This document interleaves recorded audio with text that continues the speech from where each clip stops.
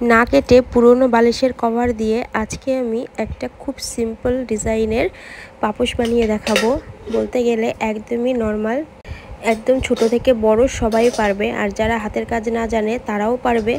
আর ঘরে তো এরকম বালিশের কভার থেকেই থাকে আর সেগুলো কোনো কাজে লাগে না। তো আমি আগে যেটা দেখালাম সেটা হচ্ছে কেনা, আর এখন যে বালিশের কভারটা আমি দেখাচ্ছি সেটা কিন্তু আমি আগে হাতে বানিয়েছিলাম। তো এখন আর এটা ইউজ করা হয় না, সেজন্য আমি ভাবলাম যে এটাতে কিছু করা যাক, তাই আমি পাপোশ বানিয়ে ফেললাম আর তোমাদের সাথে সেটা শেয়ারও করলাম।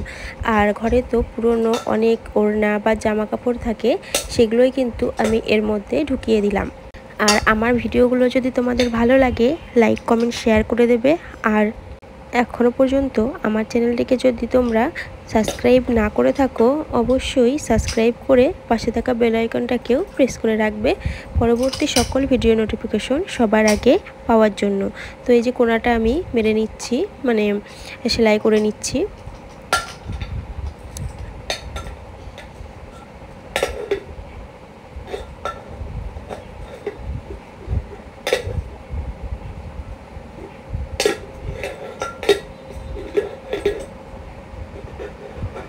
তারপরে আমি মাঝ বরাবর আবার সেলাই করে নেব, আর এটাকে একটু ভালো করে ঝাঁকিয়ে নিচ্ছি যাতে ভেতরের যে টুকরো কাপড়গুলো আছে সেইগুলো ঠিকঠাক বসে যায়।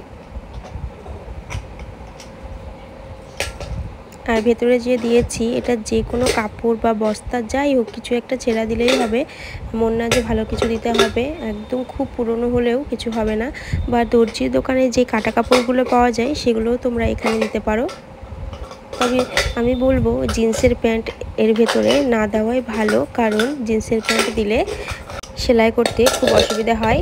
তো এখন আমি এরকম করে সেলাই করে নিচ্ছি।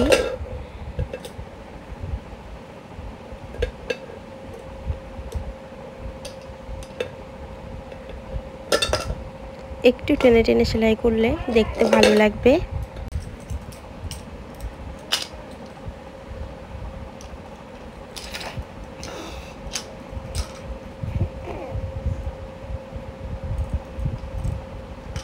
তারপরে আমি, তোমরা চাইলে ঘন ঘন সেলাই করতে পারো, আমি এখানে এরকম ফাঁকা ফাঁকা করে সেলাই করে দিচ্ছি।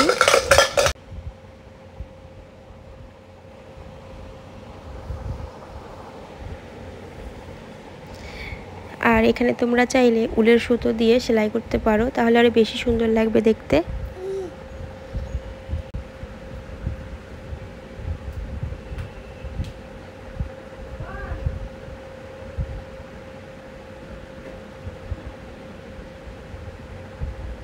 তো পুরোটা কিন্তু আমি সেলাই করে নিয়েছি ফাঁকা ফাঁকা করে।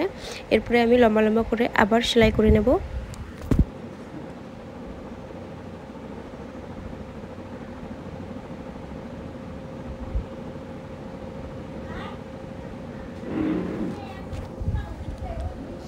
এরকম করে লম্বা লম্বা করে সেলাই করে নেব। আর দেখতে কিন্তু একদম খারাপ লাগে না। এটা তোমরা রেগুলার ইউজের জন্য ব্যবহার করতে পারো, যেটা আমি করি। তো রেগুলার ইউজের জন্য এটা খুব ভালো, আর যেহেতু এটা কটনের কাপড় তো পা মুছতেও খুব সুবিধা হয়। আর আমার চ্যানেলে নানান রকমের পাপোশের ভিডিও রয়েছে, তাছাড়াও বিভিন্ন রকমের উলের কাজের ভিডিও রয়েছে। তোমরা যদি কেউ কুরুশ কাটার কাজ না জানো তাহলে আমার চ্যানেলে গিয়ে শিখে আসতে পারো, ওখানে A to Z শেখানোর ভিডিও রয়েছে। তো তারপরে আমি দেখো আরেক লাইনও এরকম করে সেলাই করে নেব। এটা কিন্তু মাঝারি সাইজের, মানে ছোট বাচ্চাদের মতো সাইজের একটা বালিশের কভার, মানে মিডিয়াম সাইজের যে বালিশগুলো হয় সেই বালিশের কভার। তোমরা চাইলে বড় বালিশের কভার দিয়েও বানাতে পারো, তো আমি এটাতেই বানাচ্ছি। আর এই বালিশের কভারটা আমি অনেক দিন আগেই বানিয়েছিলাম, তো ইউজ করতে করতে এটা একটু ছিঁড়েও গেছে, তোমরা লক্ষ্য করেছো হয়তো। তো এই যে সেলাই করা হয়ে গেছে। আমি চাইলে এখানে ডিজাইন করতে পারতাম, তোমরা কিন্তু ডিজাইন করতে পারো, তো আমি এখানে নর্মালি রেখেছি।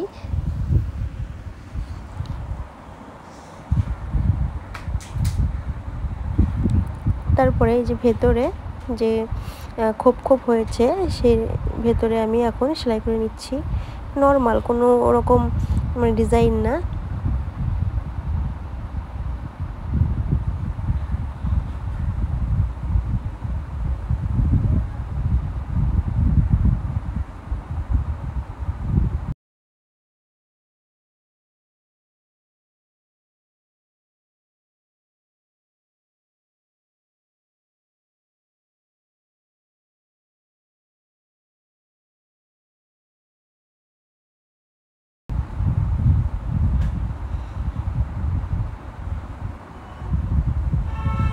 কাঁথা সেলাই যেভাবে করে, মানে লেপ সেলাই, সরি কাঁথা সেলাই তো এত বড় বড় করে না, লেপ সেলাই করে, সেম এইভাবেই আমি করছি। আর তোমরা যখন করবে বড় সুচ নেওয়ার চেষ্টা করবে, তাহলে বেশি ভালো হবে।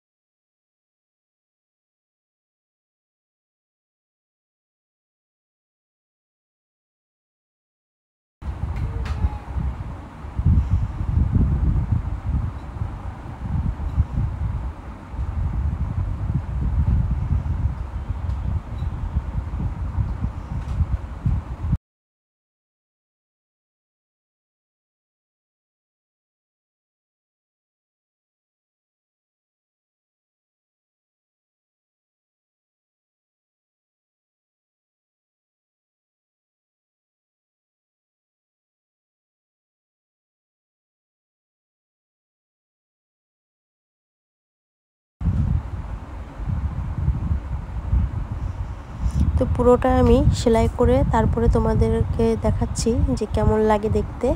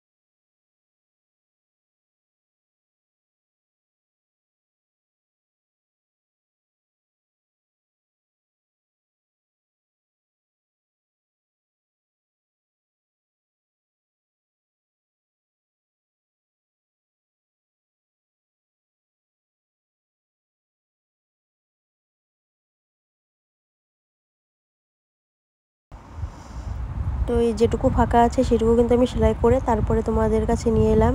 দেখো একদম খারাপ লাগছে না, আর যদি কালারিং সুতো দিয়ে করা যায় তাহলে কিন্তু অনেকটাই সুন্দর লাগবে। মোটাও কিন্তু অনেকটাই হয়েছে, চওড়াও।